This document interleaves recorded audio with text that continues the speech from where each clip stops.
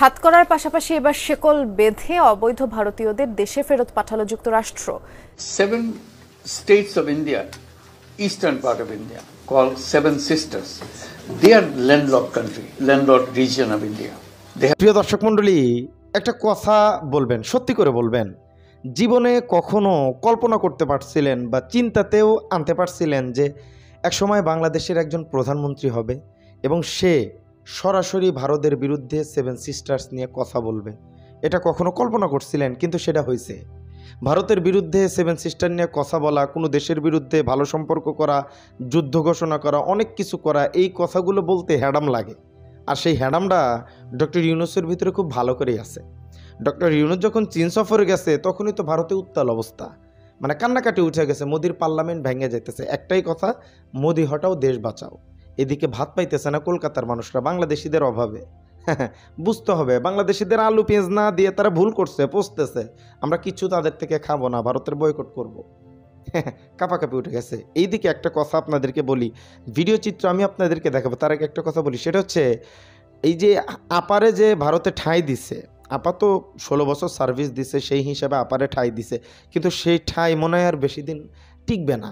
কারণ ডক্টর ইউনূস বাংলাদেশের সাথে, ডক্টর ইউনূস না, নরেন্দ্র মোদি বাংলাদেশের সাথে বন্ধুত্বের সম্পর্কের হাত বাড়াইছে। এখন দেখার বিষয় হচ্ছে আমাদের ডক্টর ইউনূস সাহেব সেটাকে কতটুকু গ্রহণ করে, বুঝছেন? এটা এখন দেখার বিষয়। চলেন গুরুত্বপূর্ণ ভিডিওটি দেখাই। সেভেন সিস্টার নিয়ে ভারতের যে উত্তাল অবস্থা, আমাদের ডক্টর ইউনূস যে চীনের সাথে যে খেলাটা খেলে দিছে, এদিকে ভিতরে ভারতের অবস্থা করুন। ভিডিও চিত্রটি দেখাবো, তার আগে ভাই এবং বোনেরা, চ্যানেলে যারা নতুন আসছেন দয়া করে চ্যানেলটি একটু সাবস্ক্রাইব করে দিবেন। আর ওই যে সেভেন সিস্টার্স আমাদের দখলে নিলে কেমন হবে এটা একটু কমেন্ট করে জানায়েন তো। আর ডক্টর ইউনূসকে যারা ভালোবাসেন একটা লাইক করে দেন। চলেন যে খেলাটা দেখালো একটু দেখে আসি। সম্প্রতি চীন সফরের সময় ভারতের উত্তর পূর্বাঞ্চলের 7টি রাজ্যে ব্যবসায়িক সম্ভাবনা নিয়ে কথা বলেছেন বাংলাদেশের অন্তর্বর্তী সরকারের প্রধান উপদেষ্টা ডক্টর মোহাম্মদ ইউনূস। সেখানে তিনি বলেন, ভারতের উত্তর পূর্বাঞ্চলে অবস্থিত সেভেন সিস্টার্স নামে পরিচিত 7টি রাজ্য সম্পূর্ণরূপে ল্যান্ডলকড বা স্থলবেষ্টিত। সমুদ্রের সঙ্গে তাদের যোগাযোগের কোনো উপায় নেই। এই অঞ্চলের জন্য সমুদ্রের একমাত্র অভিভাবক বাংলাদেশ। ডক্টর ইউনূসের এই মন্তব্য নিয়ে ভারতের নীতি নির্ধারক ও রাজনীতিবিদদের মধ্যে বেশ তোলপাড় শুরু হয়েছে। ডক্টর ইউনূসের এই বক্তব্যকে হুমকি হিসাবে পাঠ করছেন তারা। দিল্লি আনুষ্ঠানিকভাবে ডক্টর ইউনূসের বক্তব্যের কোনো প্রতিক্রিয়া না জানালেও রাজনৈতিক নেতারা এটি নিয়ে কথা বলছেন। এনডিটিভি ও টাইমস অফ ইন্ডিয়ার প্রতিবেদনে এসব বিষয় উঠে এসেছে। যমুনা ইলেকট্রনিক্স ঈদে ডাবল খুশি অফার সিজন 3, যে কোনো পণ্য কিনলেই পাচ্ছেন নিশ্চিত ঈদ উপহার। আসামের মুখ্যমন্ত্রী হিমন্ত বিশ্ব শর্মা ডক্টর ইউনূসের মন্তব্যের প্রতিক্রিয়ায় বলেছেন, এই মন্তব্যগুলো ভারতের চিকেন নেক্স করিডোরের দুর্বলতা নিয়ে পাকিস্তান ও চীনের দীর্ঘদিনের প্রচারণাকে মদদ দেবে। উত্তর পূর্বকে মূল ভূখণ্ডের সঙ্গে সংযুক্ত করতে শক্তিশালী রেল ও সড়ক অবকাঠামো নির্মাণ জরুরি বলেও মন্তব্য করেন তিনি। ত্রিপুরার আদিবাসী দল টিপ্রা মথার নেতা প্রত্যুত মানিক্য বলেন, 1947 সালে চট্টগ্রাম ভারতের হাতে থাকলে আজ এই সমস্যা হতো না। বাংলাদেশের পরিবর্তে আমাদের নিজস্ব সমুদ্র বন্দর প্রয়োজন। বাংলাদেশে নিযুক্ত ভারতের সাবেক হাইকমিশনার বিনা সিক্কি প্রধান উপদেষ্টার এই মন্তব্যকে অবাক করা বলে অভিহিত করেছেন এবং তিনি জোর দিয়ে বলেছেন, উত্তর পূর্বাঞ্চল ভারতের অবিচ্ছেদ্য অংশ। ভারতীয় সংবাদ সংস্থা ANI-কে বিনা সিক্কি বলেন, প্রধান উপদেষ্টা মোহাম্মদ ইউনূসের মন্তব্য অত্যন্ত হতাশাজনক। এই ধরনের মন্তব্য করার কোনো অধিকার তার নেই। ডক্টর ইউনূসের বক্তব্যের প্রতিক্রিয়া জানিয়েছে ভারতের প্রধান বিরোধী দল কংগ্রেসও। সোমবার কংগ্রেস ইউনূসের বক্তব্যকে উত্তর পূর্বাঞ্চলের নিরাপত্তার জন্য খুব বিপজ্জনক বলে অভিহিত করেছে এবং অভিযোগ করেছে যে কেন্দ্র সরকার মণিপুর সহ এই অঞ্চলের উপর যথেষ্ট গুরুত্ব দিচ্ছে না। প্রিয় দর্শক মণ্ডলী, ভিডিও চিত্রটি দেখছেন, আরও একটি গুরুত্বপূর্ণ প্রতিবেদন আছে, চলেন সেটাও একটু দেখে আসা যাক। হাতকড়ার পাশাপাশি এবার শেকল বেঁধে অবৈধ ভারতীয়দের দেশে ফেরত পাঠালো যুক্তরাষ্ট্র। তৃতীয় দফায় আরও শতাধিক ভারতীয়কে দেশটি থেকে বের করে দিয়েছে মার্কিন কর্তৃপক্ষ। অভিযোগ উঠেছে, মাথার পাগড়ি পরতে দেয়া হয়নি শিখ ধর্মাবলম্বীদের, এমনকি খুলে নেওয়া হয়েছে জুতার ফিতাও। মার্কিন প্রেসিডেন্টের সঙ্গে বৈঠকের পর অভিবাসীদের প্রতি অমানবিক আচরণ ঠেকানোর কোনো সুরাহা করতে পারে। ক্ষমতায় এসেই যুক্তরাষ্ট্রে অবৈধ অভিবাসীদের বিতাড়িত করতে নির্বাহী আদেশ জারি করেন মার্কিন প্রেসিডেন্ট ডোনাল্ড ট্রাম্প। শুরু হয় ধরপাকড়। প্রথম দফায় দেশটি থেকে হাতকড়া পরিয়ে ফেরত পাঠানো হয় 104 ভারতীয় অভিবাসীকে।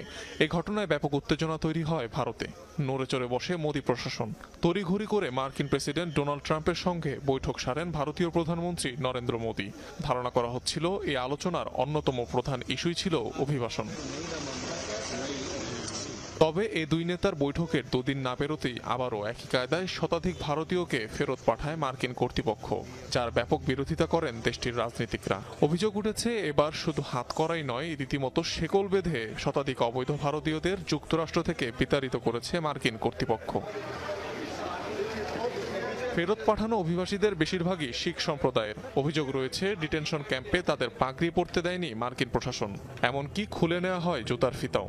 গলায় ফাঁস দিয়ে কেউ আত্মহননের পথ বেছে নিলে দায় নিতে হবে কর্তৃপক্ষকে, আর এই দায় এড়াতেই এমন কাণ্ড ঘটিয়েছেন ট্রাম্প প্রশাসনের কর্মকর্তারা। তারা আমাদের সাথে খুবই খারাপ আচরণ করেছে। হাতকড়া তো পরানোই ছিল, পাও বাঁধা ছিল। প্লেন ল্যান্ড করার কিছুক্ষণ আগে তারা আমাদের হাতকড়া খুলে দিয়ে খেতে দেয়, যাতে সবাই বুঝতে পারে আমাদের সাথে ভালো আচরণ করা হয়েছে। আমাদের লোকদের হাত পা বেঁধে দেশ থেকে ফেরত পাঠানো হচ্ছে। এসব মানবতা বিরোধী। যুবকদের পাগড়ি ছাড়াই ফেরত পাঠানো হচ্ছে, যা তাদের কাছে পবিত্র। এটা এমন আক্ষেপ যা ভাষায় প্রকাশ করা যাবে না। ফেরত আসা ভারতীয়দের দাবি ধরপাকড় করে তাদের আটকে রাখা হয়েছিল ডিটেনশন ক্যাম্পে। সেখানে ঠিকমতো খাবারও জোটেনি এসব অবৈধ অভিবাসীদের। পিউ রিসার্চের গবেষণা বলছে যুক্তরাষ্ট্রে অবৈধভাবে বসবাসরত ভারতীয় সংখ্যা আনুমানিক 7 লাখ, যা যুক্তরাষ্ট্রের পরিসংখ্যানে তৃতীয় সর্বোচ্চ। সম্মানিত দর্শক মণ্ডলী, কেমন লাগছে ডক্টর ইউনূসের এই কারনামা? কেমন লাগছে আপনার কাছে একটু জানাবেন। আমরা ইন্টারন্যাশনাল মানের প্লেয়ার বসাইছি তো উপদেষ্টা পদে, আমাদের আর কোনো টেনশন নাই। তিনি যদি বেশি না 10 বছর যদি বাংলাদেশের ক্ষমতায় থাকে, বাংলাদেশের চিত্রই পাল্টে যাবে। সিঙ্গাপুর যুক্তরাষ্ট্র হয়ে যাবে, বিশ্বাস করেন। এই বাংলাদেশে যদি খালি দুর্নীতি না হতো, বাংলাদেশের পরে স্বাধীন হয়েছে হয়তো মালয়েশিয়া, তার 10 বছর আগে স্বাধীন হয়েছে হয়তো সিঙ্গাপুর। তাদের অবস্থা দেখছেন। আমাদের এখান থেকে প্রবাসীরা যায় সেখানে কাজ করে, আর আমরা এখনো সেই থেকে গেলাম। কিসের অভাব? আমাদের কোনো কিছুর অভাব তো নেই। শুধুমাত্র একটা জিনিস আমাদের দেশে খুব বেশি হয়, সেটা হচ্ছে দুর্নীতি। এই দুর্নীতিটা আটকাইতে পারলেই সব কিছু ক্লিয়ার হয়ে যাবে। এবং সেজন্য একজন যার কোনো কিছু টাকার অভাব নেই, যার কোনো কিছুর দরকার নেই, সেই টাইপের সরকার থাকলে সব ওকে। এটা আমার মতামত আর কি। তো যাই হোক, আজকের ভিডিও ছিল এ পর্যন্তই। কী বুঝলেন, কি জানলেন, এটা অবশ্যই কমেন্ট করবেন। এরকম নিত্য নতুন আপডেট সবার আগে পেতে আমাদের চ্যানেলটি সাবস্ক্রাইব করে আমাদেরকে সাপোর্ট করবেন। আজকের মতো বিদায় নিচ্ছি। দেখা হচ্ছে পরবর্তী অন্য কোনো ভিডিওতে। সত্য নিয়ে কাজ করি, সবসময় সত্য বলার চেষ্টা করব। আপনারা পাশে থাকলে অবশ্যই ভালো কিছু করব। ভালো থাকবেন, সুস্থ থাকবেন। আসসালামু আলাইকুম রহমতুল্লাহি ওয়া বারাকাতুহু।